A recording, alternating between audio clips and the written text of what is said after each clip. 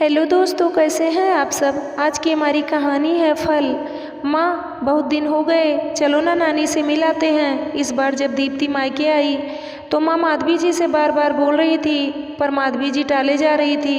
बेटा, अब तेरी नानी बहुत बीमार रहती हैं, कभी कभी तो किसी को पहचानती तक नहीं है। तुम्हें नहीं पहचानेगी तो तकलीफ होगा, माँ ने समझाते हुए कहा। फिर भी दीप्ति की जिद पर माँ उसी शहर के दूसरे छोर पर ले गई जहाँ अब उनकी माँ यानी कि दीप्ति की नानी रहती थी। दरवाजे पर ही मामी और उनका बेटा मनु से सामना हो गया। मामा तब अपनी दुकान पर थे।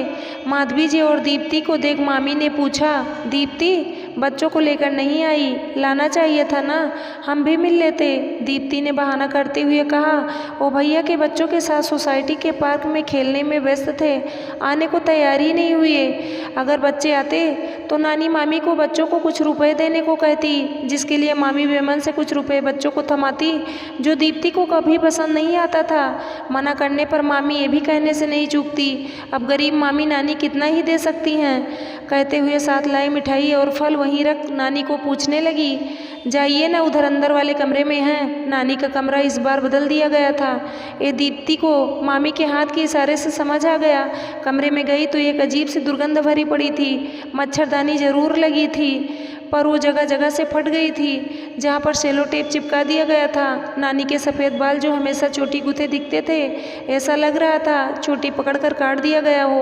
बेतरतीबी से बिखरे बाल उस नानी को, जिसे बालों को आखिर तक गुथे रहने की आदत थी, रबड़ तो कभी लगाती ही नहीं थी। माधवी जी शायद माँ को पहले भी ऐसी हालत में देख चुकी होगी, इसलिए ही दीप्ति को आने से मना कर रही थी।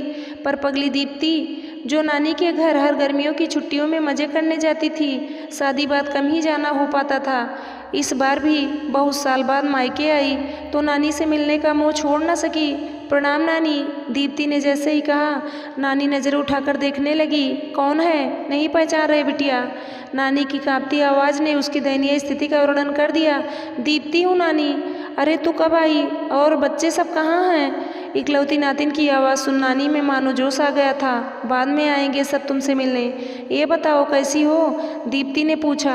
बस बेटा, तेरे नाना के पास जाने के दिन गिन रही हूँ। माधवी भी आई है? नानी ने पूछा।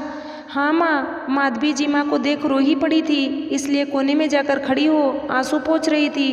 दीदी बाहर आइए ना, चाय रखा है। मामी की आवाज़ आई।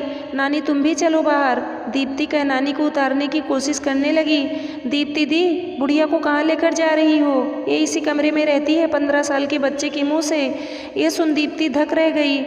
मनु, ये तुम्हारी दादी हैं, और ये क्या बोल रहे हो? बुढ़िया?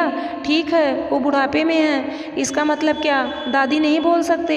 आज के बाद इसे बोले तो सही नहीं होगा। दीप्ति डांटते हुए बोली। अरे दीप्ति दी, घर में सब इनसे ऐसे ही बोलते हैं तो हम भी बोलने लगे। मनु ने सफाई दी। अरे बच्चा है, दीप्ति बोल गया। आइए ना, आप बाहर चलिए। माँ को कहाँ लेकर जाइएगा? ये यहीं ठीक है, मामी ने कहा। क्यों मामी जी? जो नानी पूरे घर में शान से घूमती थी, आज एक कमरे में सिमट गई हैं। कहना तो नहीं चाहती हूँ, पर कह रही हूँ, आपसे ज़्यादा तो मैं अपनी नानी को जानती हूँ। माना आप बहू हैं, इनकी सेवा करती हैं, क्या करती हैं, कैसे करती हैं, वो तो दिख ही रहा है। मेरी नानी भी अपने उसूलों की पक्की हैं, अपना घर छोड़कर जाने से रही, नहीं तो सच में मैं बहुत बार चाही अपने साथ ले जाऊं। अब वो तो उम्र के उस पड़ाव पर हैं, जाने कब सब कुछ छोड़कर चली जाएं। पर याद रखिएगा, माँ को सम्मान नहीं दीजिएगा तो कल को आपको कितना सम्मान मिलेगा वो भी भगवान ही जानता है। कम से कम बच्चों के सामने तो नानी की इज्जत करते। दादी बोलने में मनु की शान चली जाएगी क्या? चलो माँ अब यहाँ से। नानी की दयनीय हालत देख दीप्ति से अब वहाँ नहीं रहा जा रहा था। तभी दरवाजे पर आहट हुई, मतलब मामा भी आ गए थे, जो दीप्ति की सारी बातें सुन चुके थे और नज़रें झुकाए हुए थे। मामा जी, नानी की इस हालत के लिए मामी से ज़्यादा आप दोषी हैं, धिक्कार है आप पर। दीप्ति कहकर निकलने को हुई तो मामा बोले, कुछ देर रुक जा दीप्ति। मामा मामी के लिए बहना बहनी भगवान समान होते हैं, वो नाराज़ होकर ऐसे नहीं जाते। क्या रुक कर देखूं मामा जी, जब से मेरा ब्याह हुआ आप सबकी नाजुक आर्थिक स्थिति देखकर समीर ने बहुत बार आप लोगों की मदद के लिए कई जगहों पर नौकरी लगवाई, पर आपसे वो ना हुआ तो दुकान करवा दिया ताकि आप लोग भी एक अच्छी ज़िंदगी जी सको। हमारा यहाँ से तबादला नहीं हुआ था, तब तक नानी को देखने हम कभी न कभी आ ही जाते थे। पर इतने सालों बाद तो नानी की बदतर हालत कर दी आप लोगों ने। ऊपर से मनु नानी को बुढ़िया कहने लगा। ये सब सिखा रहे हैं आप उसको। दीप्ति को नानी के साथ किया सलूक बहुत चुभ रहा था। शुरू से ही दीप्ति की आदत रही, वो गलत बर्दाश्त नहीं कर पाती थी और ये परिवार वाले बखूबी जानते थे।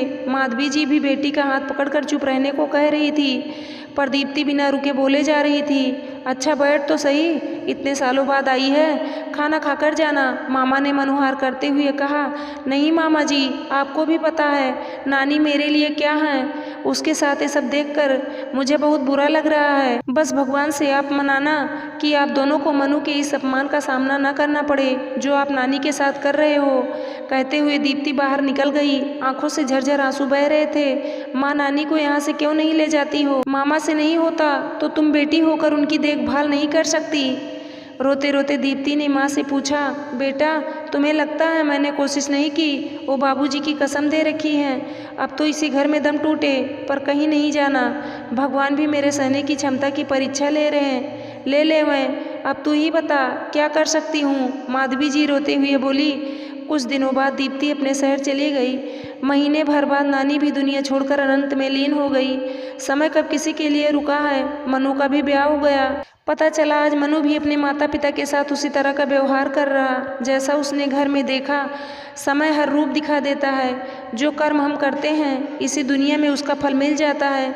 माधवी जी उसे बता रही थी, मामा कह रहे थे। दीप्ति ठीक ही कह रही थी। ऐसा व्यवहार मत कीजिए जो आगे आपको भारी पड़ जाए। काश मामा मामी नानी का सम्मान करते तो आज उनके अपने बेटे बहू भी सम्मान देते।